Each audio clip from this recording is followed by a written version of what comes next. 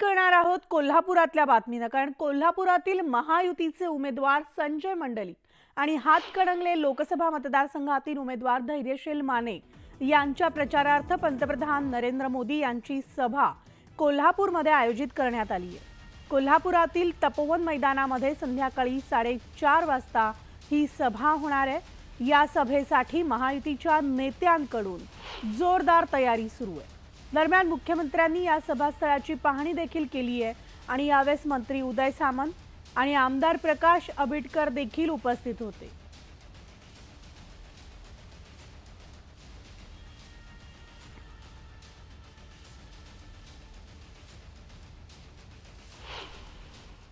तयारीचं जोरात सुरू आहे आणि मोदी साहेबांची सभा उद्या एक विक्रमी सभा होईल आणि कोल्हापूर आणि हातकणंगले दोन्ही लोकसभा ज्या आहेत याच्यामधले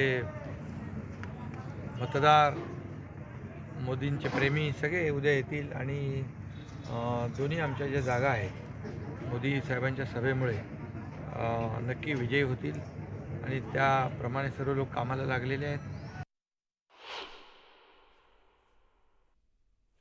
आणि याविषयी आपण सविस्तर जाणून घेऊयात। आमचे प्रतिनिधी कोल्हापूरहून ज्ञानेश्वर साळोखे आपल्या सोबत आहेत।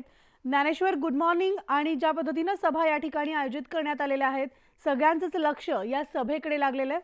सभेची संपूर्ण तयारी जवळपास झालेली असेल। Dnyaneshwar, Manali, good morning. कोल्हापूरची निवडणूक अत्यंत प्रतिष्ठेची आणि चुरशीची होताना पाहायला मिळते आणि खुद्द पंतप्रधान नरेंद्र मोदी या निवडणुकीच्या प्रचारासाठी कोल्हापूरमध्ये येत असताना आपल्याला पाहायला मिळते। खरं तर 2014ला पंतप्रधान नरेंद्र मोदी हे पंतप्रधान होण्यापूर्वी त्यांची याच मैदानावरती आहे ती सभा पार पडली होती। या सभेला प्रचंड असा प्रतिसाद मिळाला होता आणि त्यानंतर पंतप्रधान झाल्यानंतर आता दुसऱ्यांदा पंतप्रधान नरेंद्र मोदी हे आता कोल्हापूर दौऱ्यावरती येत आहेत आणि महायुतीच्या उमेदवारांच्या प्रचारासाठी ते कोल्हापूरमध्ये दाखल होत आहेत। खरं तर भाजपचे इथे कोणताही उमेदवार नाही, शिंदे यांच्या शिवसेनेचे उमेदवार कोल्हापूर आणि हातकणंगले या दोन्ही मतदारसंघामध्ये आहेत आणि त्यांच्या प्रचारासाठी नरेंद्र मोदी आज दाखल होताना आपल्याला पाहायला मिळतात। आणि या सभेची तयारी आहे ती सध्या अंतिम टप्प्यात आल्याचं पाहायला मिळते। मुख्यमंत्री एकनाथ शिंदे हे काल रात्रीच आहे ते कोल्हापूरमध्ये दाखल झालेले आहेत आणि त्यांनी सुद्धा सभास्थळाची पाहणी करून एकूणच सुरक्षेचा आढावा आहे तो घेतलेला आहे।